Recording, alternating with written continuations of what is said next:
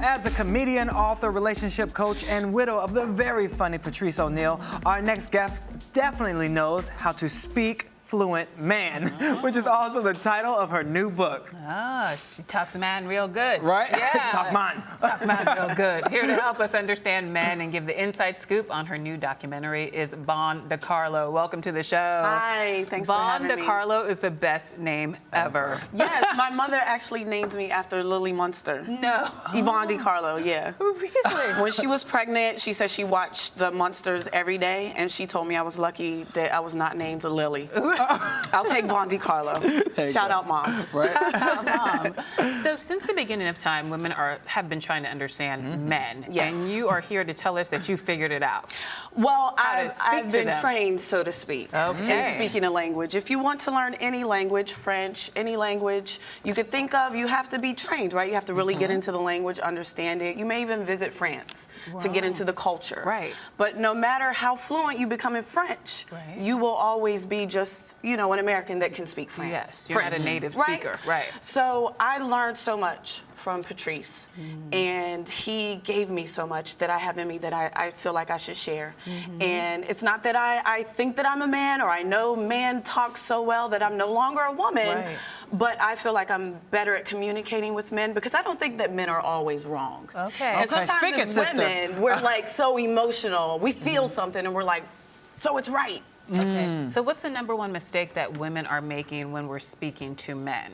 Thinking with our emotions. I learned to think logically above my emotions, which gives you that step back to where you go, okay, well, maybe he is right. Okay. And let your ego go.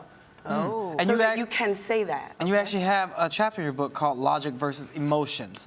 So what are One you of the most teaching important women ones, how yeah. to take a step back? What do you do in the book? Actually, the book is just my story with Patrice and how he taught me how to be a better woman in that sense.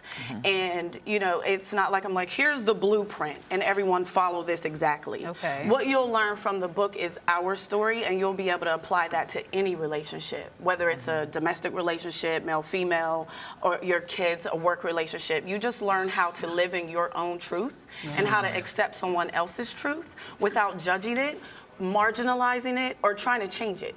Now, we will talk about Patrice in a minute, but what made you decide to write this book? Because you're very open, very honest in this text. You don't hold anything back. Well, my relationship and my life has kind of been in the spotlight with him anyway for the whole 10 years that I was with him. You know, he spoke about our relationship in his comedy, and he actually wanted me to write this book years before he passed away. Right? He asked me to write a book about his philosophies from my female perspective because he said that women listen to me differently. Because of course he's a man, it's like public enemy #1, but logically speaking, he was usually right. And once I got past that, I learned so much. And it's a good read for men too, because just because you speak your own language, that doesn't mean you know how to teach it, right? Very true. Patrice was a really good teacher, and I've become such a better person because of him. And you were with him for 10 years until he years. passed away to a stroke in 2011. So what was he like in a relationship? Because he seems like just the funniest man on earth. There was no difference between Patrice on television, on the radio, or sitting at home in the kitchen. It's just all the same.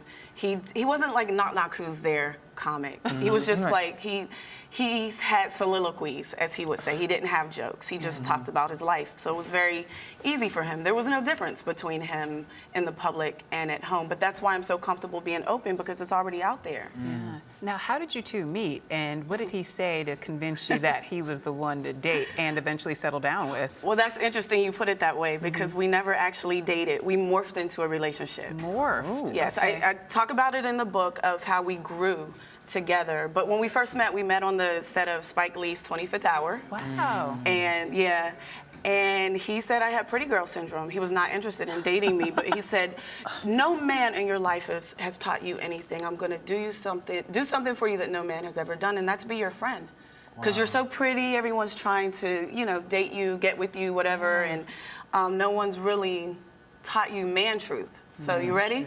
Let's go on this ride. Now, he said that, but he was still secretly trying to date you at the You know same what? time. He tried to get that game to you, but he was like, okay. I didn't see that until way later, because I was the third wheel on most of his dates in the beginning. We really morphed into a relationship. I could read the book. Those stories are in there. Most women couldn't live through that kind of truth. No, we have to talk about your documentary before you go. Yes. You're working on a documentary about his life. You've raised thousands of dollars already. Yeah, about $130,000 on Indiegogo in 30 days. Incredible. Crowdfunding. Yeah, I wanted to go directly to the fans to help me produce the film because I wanted to keep the creative control behind it.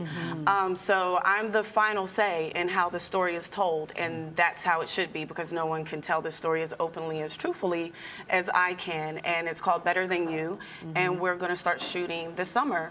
And I'm really excited about it. His story deserves to be told the right way. And will you be able to use some of the original stand-up footage that you have of him as well? Well, we're working on it. I mean, licensing fees, you know, that's the tough. post budget we need. But we're working on that as well. We have enough to get started. So we're going to start shooting and go from there. And when you're done, you're going to come back here, Please. right? Absolutely. I would love to come back. All right, it's a right, day. thank you so much, Can't wait. Thank you. It's so nice meeting you. Oh, nice Ron meeting you Decarlo. too. Yes, Cool love name. that name. Hey, Ron really, Decarlo, I guess. thank you so much for being here. And thank you for joining us for another episode of Arise Entertainment 360. We'll see you tomorrow.